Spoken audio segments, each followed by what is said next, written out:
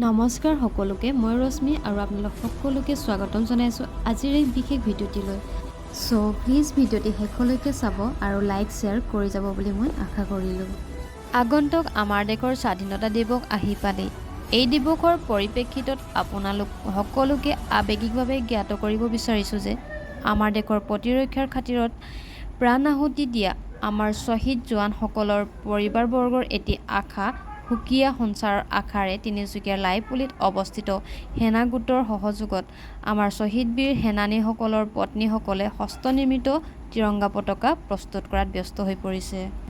লাইপুলি ব্ৰিগেডে এই মহিলা শিল্পীসকলক চিলাই মেচিন আৰু জৈৱিক কেঁচামালকে ধৰি প্ৰয়োজনীয় সকলো সা সঁজুলি যোগান ধৰিছে। মহিলাসকলে প্ৰতিদিনে শ শ পতাকা নিৰ্মাণ কৰি আছে। তেওঁলোকে নিজৰ টাৰ্গেট সম্পূৰ্ণ কৰিবলৈ 24 ঘণ্টাই চিলাই কৰি আহিছে।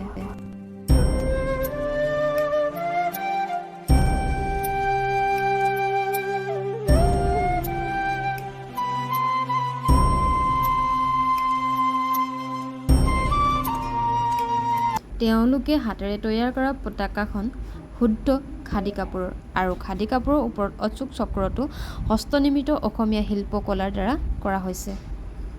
ভাৰতীয় সেনাৰ উদ্যোগত চলি থকা সদ্ভাৱনাৰ সংস্থাৰ দ্বাৰা মহিলা সবলীকৰণৰ শ্বহীদ পত্নীসকলৰ দ্বাৰা থলুৱা পতাকা বনোৱা হৈছে, যাতে এইবাৰ অফিচ কাছাৰী আৰু সকলোৰে ঘৰে ঘৰে থলুৱা পতাকা উত্তোলন কৰা হয়। তেওঁলোকৰ লগত যোগাযোগ কৰিবলৈ আপোনালোকক মই স্ক্ৰীণত এটা নাম্বাৰ দি দিছোঁ। সেই নাম্বাৰটো আপোনালোকে নোট ডাউন কৰি ল'ব। লগতে ডেছক্ৰিপশ্যনত মই নাম্বাৰ সৈতে লিংকটো দি দিছোঁ। শ্বহীদ বীৰ পত্নীসকলৰ এই উদাৰ প্ৰচেষ্টাক আগুৱাই নিবলৈ ভাৰতীয় সেনা বাহিনীয়ে এই উদ্যোগটোৰ প্ৰতি সন্মান ৰাখি আপোনালোকৰ সহায়ৰ বাবে অনুৰোধ জনাইছে। আৰু প্লিজ আপোনালোকে এই ভিডিঅ'টো যিমান পাৰে শ্বেয়াৰ কৰিব। ধন্যবাদ।